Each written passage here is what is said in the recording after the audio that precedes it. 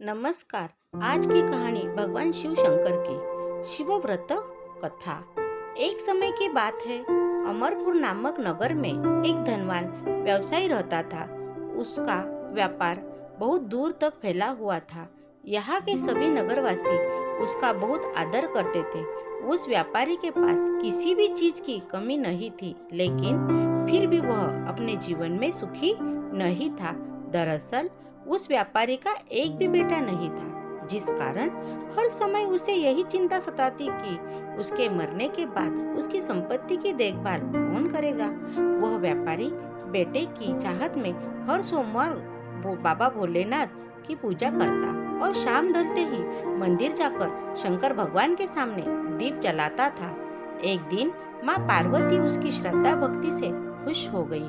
उन्होंने बाबा भोलेनाथ से उस व्यवसायी की इच्छा पूरी करने के लिए प्रार्थना की। इस पर भगवान शिव ने कहा, इस दुनिया में हर किसी को उसके कार्य के आधार पर फल मिलता है। भगवान शंकर के समझाने पर भी पार्वती जी नहीं मानी। वह लगातार बाबा भोलेनाथ से यही कहती रही कि उस व्यापारी की इच्छा पूरी कर दीजिए। अंत में शिवजी ने माँ पार्वती के अनुरोध पर उस व्यापारी को बेटे का वरदान दे दिया। आशीर्वाद देने के बाद भगवान शंकर ने पार्वती माता से कहा, मैंने आपके अनुरोध पर उस व्यापारी को बेटे की प्राप्ति का आशीर्वाद तो दे दिया, लेकिन उसका बेटा केवल 16 साल की उम्र तक ही जीवित रहेगा।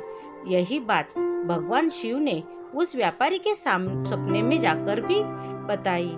वरदान पाकर व्यापारी प्रसन्न था, लेकिन बेटे की उम्र 16 साल ही होगी सोचकर वह फिर दुखी हो गया। वह पहले की तरह फिर से हर सोमवार को भगवान शंकर की पूजा करने लगा। कुछ महीने बीतने के बाद उसके घर में एक बच्चे ने जन्म लिया जो बहुत सुंदर था। उसका नाम अमर रखा गया। बेटे की जन्म के साथ ही व्यापारी के घर में खुशियां छा गई। बेटे के जन्म की खुशी में एक समारोह का भी आयोजन किया गया। इस जश्न के माहौल में व्यापारी अभी भी दुखी था।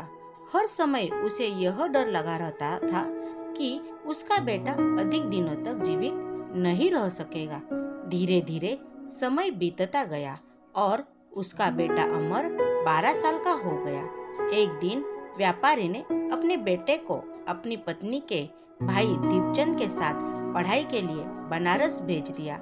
वाराणसी जाते समय रास्ते में जहाँ भी अमर और दीपचंद आराम करने के लिए रुकते, वहाँ वो यज्ञ और ब्राह्मणों के लिए भोजन की व्यवस्था करते जाते थे।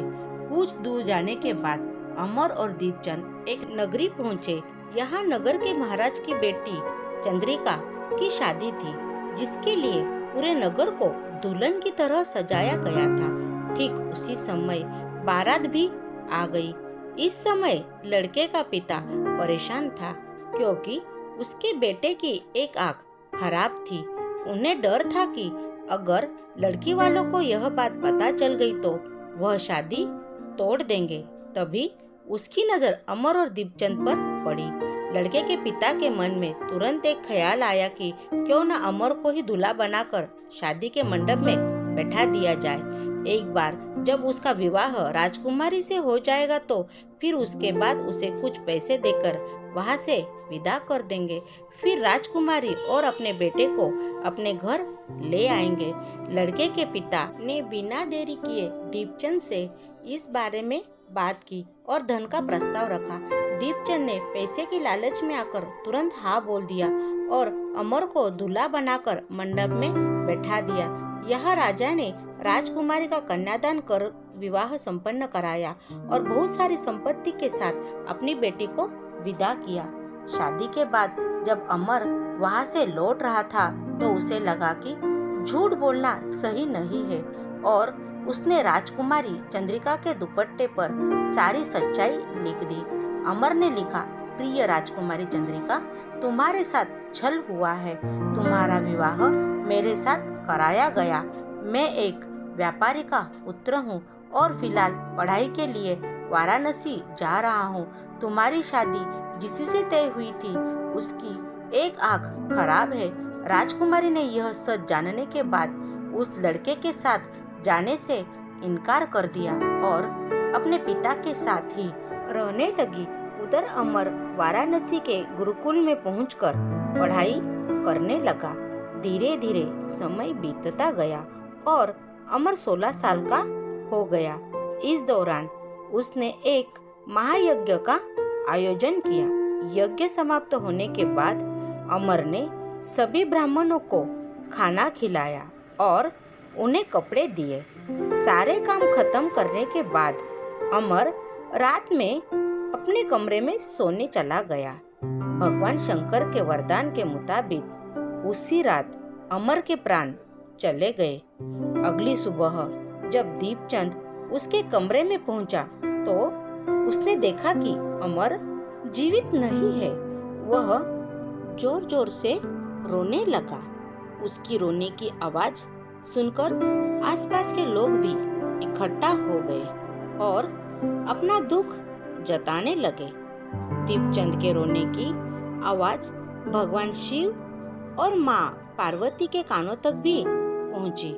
यह सुन माता पार्वती ने कहा, हे स्वामी, मैं दीपचंद के रोने की इस आवाज को बर्दाश्त नहीं कर पा रही हूँ। कृपा करके इसके दुख को दूर करें।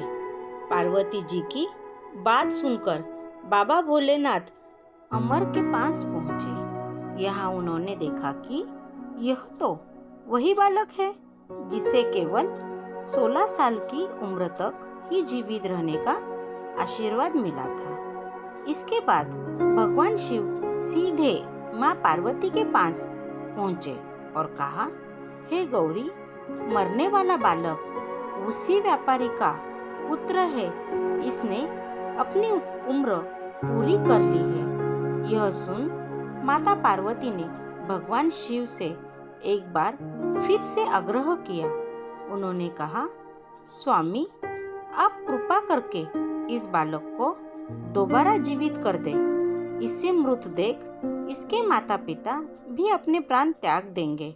माता पार्वती ने बाबा भोलेनाथ को याद दिलाया कि अमर के पिता उनके सबसे बड़े भक्त हैं। कई सालों से वह हर सोमवार को उनकी पूजा करते आ रहे हैं। माँ गौरी के अनुरोध पर भगवान शंकर ने अमर को जीवित होने का आशीर्वाद दिया और अमर दोबारा जिंदा हो गया।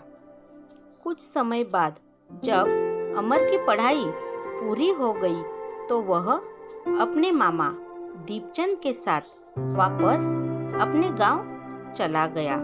चलते चलते दोनों उसी नगरी में जा पहुंचे जहां राजकुमारी चंद्रिका से उसका विवाह हुआ था। यहाँ पहुंचकर अमर ने एक महायज्ञ किया।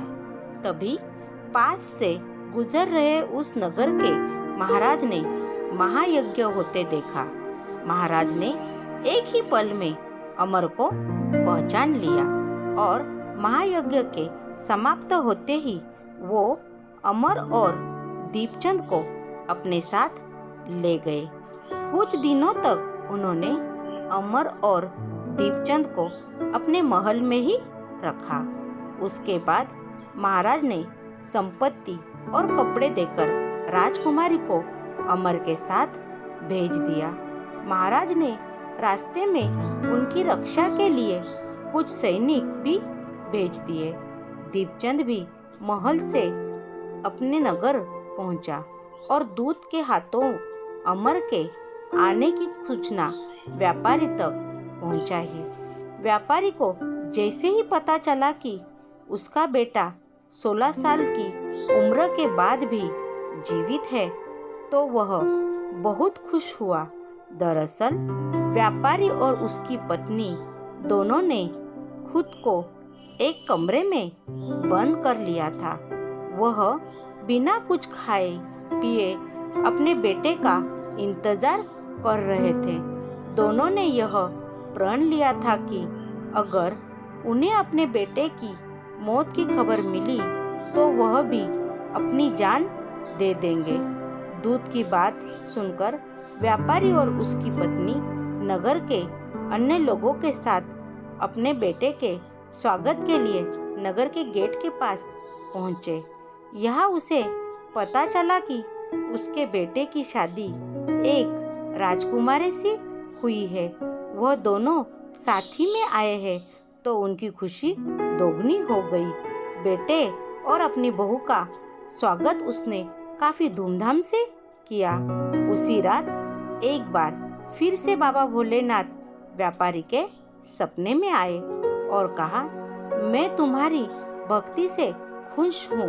हर सोमवार को तुम मेरी पूजा करते हो, इसलिए मैंने तुम्हारे बेटे को लंबी उम्र का वरदान दिया है।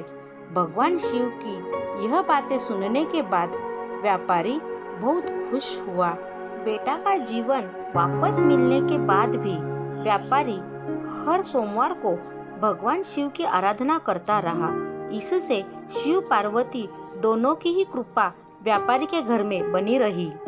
इस कहानी से हमें ये सीख मिलती है, अगर सच्चे मन से किसी चीज को पाने की चाह हो तो वह जरूर मिलती है। बस उसके लिए निरंतर प्रयास करते रहना चाहिए। Thank you. आपको ये कहानी पसंद है तो प्लीज़ मेरे चैनल को सब्सक्राइब कीजिए और कहानी को लाइक कीजिए।